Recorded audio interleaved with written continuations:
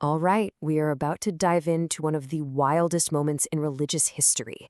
It's a story about a theological crisis, one fueled by this massive messianic hope that ended in what looked like a shocking betrayal. And out of that total chaos, two completely opposite and totally radical paths were born. It all comes down to this single, earth-shattering question. What happens when the person you believe is the Messiah converts to another religion? I mean, really think about that. What do you do when the savior you've staked your entire world on just appears to abandon everything? So, to answer that, we've got to go back, way back to the 17th century, to a single pivotal choice that would splinter a massive movement and send its followers in two wildly different directions. Okay, so the story revolves around this man, Sabbatai Zvi. In 1665, he declares himself the Jewish Messiah, and his movement just explodes. People across the Jewish world are electrified. But then, just a year later, the dream completely collapses. The Ottoman Sultan gives him a stark choice: convert to Islam or die. And well, Zvi chose to convert. Can you just imagine the sheer confusion, the whiplash? Your savior, the person who was supposed to redeem you, had just publicly converted to Islam. This left his followers with an absolutely impossible question. How do you make sense of the unthinkable? And what in the world do you do now? Well, one group decided to follow their Messiah's lead, but with a twist. They chose a path of secrecy and dual identity, and they became known as the Donme. So the name they were given, Dunme, is actually Turkish for apostates or converts. You see, they rationalized Zvi's conversion not as a betrayal. Oh no, they saw it as part of some deeper mystical mission. So they followed his lead. They publicly converted to Islam, but secretly, they kept their Sabbatean Jewish faith alive, believing it was their duty to follow him into this hidden world. This created this incredible tension, this tightrope walk in their daily lives. I mean, this wasn't a half measure. Publicly, they were seen as pious Muslims, going to the mosque, observing Ramadan, but privately, in their homes, they were devout Sabbateans, keeping the Sabbath and holding secret prayer meetings. This complex double identity was maintained for centuries. And their secret faith ran deep. They still saw Sabbatai Zvi as the Messiah, no question. They recited their prayers in Hebrew and Ladino and celebrated all the Jewish holidays just behind closed doors. To preserve this hidden identity, they built these super tight-knit communities, especially in Thessalonica, and made sure to only marry among themselves. But, and this is a big but, following the Messiah into secrecy wasn't the only path that emerged from the wreckage of 1666. There was another, far more radical, and frankly, far more shocking response to the crisis. This second path led to a movement we call Frankism.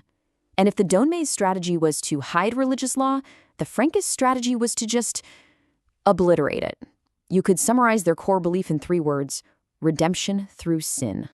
The movement's leader, a man named Jacob Frank, he put his philosophy pretty bluntly. Quote, "All laws and teachings will fall." This wasn't about hiding your faith. This was about exploding the very idea of religious law itself. Now, this belief actually has a name: antinomianism. It's a mouthful, I know. But it's this radical idea that the path to holiness, to redemption, isn't achieved by following the rules, but by deliberately, purposefully violating them. For the Frankists, breaking the rules wasn't a sin. It was the new sacred duty. So Frank comes along, claims to be the reincarnation of Sabbatai Zvi, but his theology was a complete 180.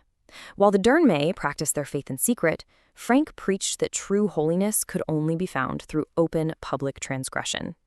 His movement became notorious for rejecting all moral boundaries, leading to all sorts of accusations of wild orgies and incestuous rituals. So how did this actually work in practice? The Frankists followed what's called the V doctrine. Step 1, you deliberately descend into an abyss of sin and humiliation. Step 2, you hit rock bottom by publicly converting to a dominant religion. For them, it was Catholicism.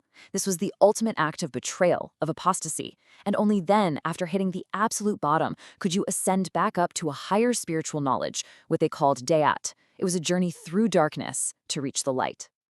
So what became of these two radically different groups, both born from the exact same messianic crisis?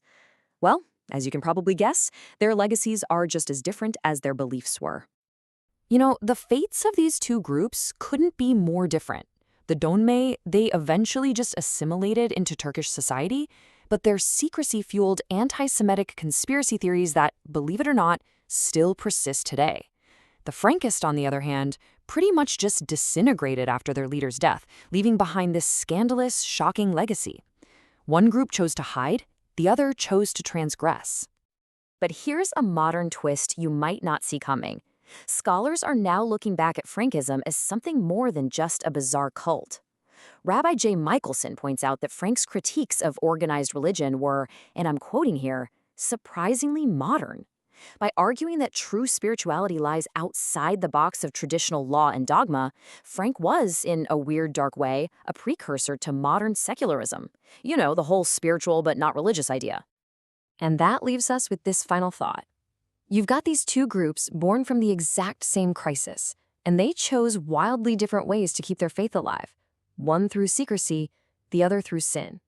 Their story forces us to confront this really difficult question that echoes through history.